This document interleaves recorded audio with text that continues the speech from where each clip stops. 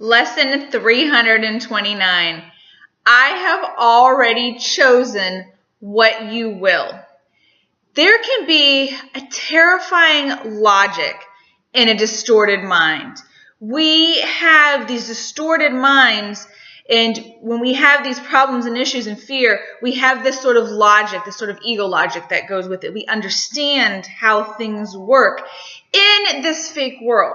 We make excuses, but we have already chosen what God wills. So what that means is His will has always been there, and it is going to be the same throughout time, space. It's always existed, it always will. And we have already chosen His will. We're already there with Him. We're just dreaming for a while. We just sort of wandered away. We kind of broke through its laws and defined it.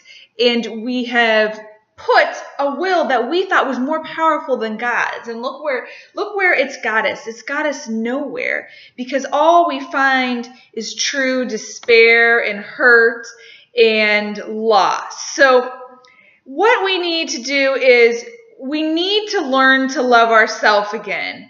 And we are actually we have the key that we can open the door to this prison of self-hate that I have built around myself, because only you have actually built this wall. And we're going to come to some sort of spiritual understanding with ourselves. We're going to have a spiritual understanding that there's only one goal, there's only one thing that we want in life, and that is to be part of God, and that is to join with His will. So we've already chosen His will.